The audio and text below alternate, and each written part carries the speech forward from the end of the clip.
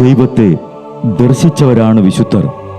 ആ വിശുദ്ധരോടൊപ്പം മാലാഖമാരുമായി സ്വർഗീയ ആനന്ദത്തിൽ ആയിരിക്കുന്ന ഞങ്ങളുടെ വാത്സല്യനിധിയായ അമ്മ ത്രേസ്യാളിൻ്റെയും പ്രിയ സഹോദരങ്ങളായ മണിദാസിൻ്റെയും ബ്രൈറ്റിൻ്റെയും പാവന സ്മരണയ്ക്ക് മുൻപിൽ ബ്രൈറ്റ് ഗ്രൂപ്പ് ഓഫ് അക്കാഡമീസ് പ്രാർത്ഥനാപൂർവം സമർപ്പിക്കുന്നു ഇന്നത്തെ വിശുദ്ധർ. അവതരണം അനിൽ കുഴിഞ്ഞകാല. ആശയം മുത്തയ്യൻ ആൻഡ് സെലിൻ പ്രിയ. സംവിധാനം സ്റ്റെനി ആൻഡ് സ്റ്റെനിച്ച്. ഇന്നേ ദിവസം തിരുസഭ മാതൃകയായി നൽകിയ വിശുദ്ധരെ അനുകരിച്ച് പ്രാർത്ഥനയോടെ ആ പാത പിന്തുടരുന്ന നിങ്ങൾക്കേവർക്കും കർത്താവിൻ്റെ തിരുമുഖം ദർശിക്കാൻ കഴിയട്ടെ എന്ന പ്രാർത്ഥനയോടെ ഞാൻ നിങ്ങളുടെ സ്വന്തം ജസ്റ്റിൻ. ഇന്ന് ആഗസ്റ്റ് 23, ലീമായിലെ വിശുദ്ധ റോസയുടെ തിരുനാൾ. പെറുവിൻ്റെ തലസ്ഥാനമായ ലീമായിൽ സ്പാനിഷ് മാതാപിതാക്കന്മാരിൽ നിന്ന് ജനിച്ച റോസയുടെ ജ്ഞാനസ്നാന നാമം ഇസബൽ എന്നായിരുന്നു എങ്കിലും അവളുടെ സൗന്ദര്യം കണ്ടിട്ട് എല്ലാവരും റോസ എന്ന് വിളിക്കാൻ തുടങ്ങി. ബാല്യം മുതൽ ക്ഷമയും സഹനവും അസാധാരണമായി പ്രദർശിപ്പിച്ചിരുന്നു. ആഴ്ചയിൽ 3 പ്രാവശ്യം റൊട്ടിയും വെള്ളവും മാത്രം കഴിച്ച് അവൾ ഉപവസിച്ചു പോന്നു. അരയിൽ ഒരു ഇരുമ്പ് ചങ്ങലയും തലമുടിയുടെ ഇടയിൽ ഒരു മുൾക്കിരീടവും അവൾ ധരിച്ചിരുന്നു. തോട്ടത്തിൽ അധികവും രുചിയില്ലാത്ത സസ്യങ്ങളാണ് അവൾ നട്ടുവളർത്തിയിരുന്നത്. തൻ്റെ സൗന്ദര്യത്തെപ്പറ്റി പലരും സംസാരിക്കുന്നത് കേട്ടപ്പോൾ അവൾക്ക് ഭയം തോന്നി. വല്ല യാത്രയും ചെയ്യേണ്ടി വരുമ്പോൾ തലയെ രാത്രി മുഖത്തും കരങ്ങളിലും കുരുമുളക് പൊടി തേച്ച് മുഖം വിരൂപമാക്കിയിരുന്നു.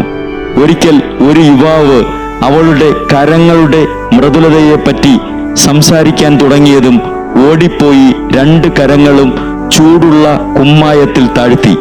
സ്വയം ജയിക്കാനല്ല, അവരർക്ക് പരീക്ഷ ഉണ്ടാകാതിരിക്കാനാണ് അവൾ ചെയ്തത്. സിയന്നായിലെ വിശുദ്ധ കത്രീനയായിരുന്നു അവളുടെ മാതൃക.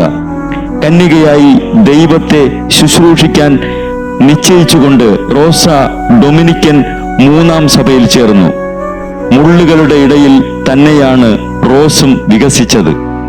രോഗത്തിലും സഹനത്തിലും വിശുദ്ധ റോസിന്റെ ഈ പ്രാർത്ഥന, കർത്താവെ എൻ്റെ സഹനങ്ങൾ വർദ്ധിപ്പിക്കുക, അവയോടൊപ്പം എൻ്റെ സഹനശക്തിയും വർദ്ധിപ്പിക്കുക. 1617 ആഗസ്റ്റ് 24-ാം തീയതി 31-ാമത്തെ വയസ്സിൽ ഈ റോസ് വാടി വീണു. 1671 10-ാം ക്ലെമന്റ് മാർപ്പാപ്പ അവളെ വിശുദ്ധ പദവിയിലേക്ക് ഉയർത്തി. അമേരിക്കയിൽ ജനിച്ച ആദ്യത്തെ വിശുദ്ധയും ലാറ്റിൻ അമേരിക്കയുടെയും ഫിലിപ്പീൻസിന്റെയും സ്വർഗീയ മധ്യസ്ഥയും ആയി വണങ്ങപ്പെടുന്നു. വിശുദ്ധ റോസെ, ഞങ്ങൾക്ക് വേണ്ടിയും പ്രാർത്ഥിക്കണമേ.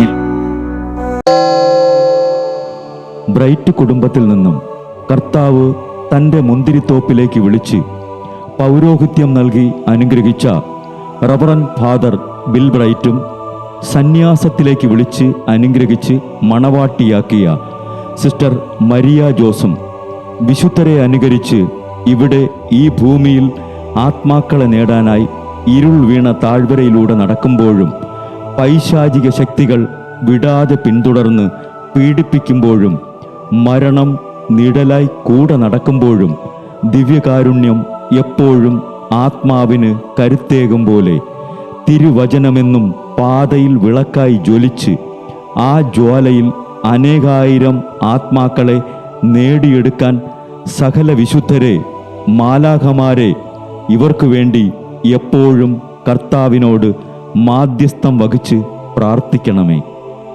അനുദിന വിശുദ്ധർ നടന്ന വഴിയെ നടക്കുന്ന ഇവർക്ക് പിന്നാലെ കൽപ്പനകൾ പാലിച്ച് കരുത്തോടെ നടക്കുന്ന ഞങ്ങളും ഞങ്ങളുടെ പ്രിയപ്പെട്ടവർക്ക് അരികിലെത്തി നിത്യസൗഭാഗ്യം പങ്കിടാൻ അനുഗ്രഹമരുളണമെന്ന് കർത്താവെ, അങ്ങയോട് ഞങ്ങൾ പ്രാർത്ഥിക്കുന്നു.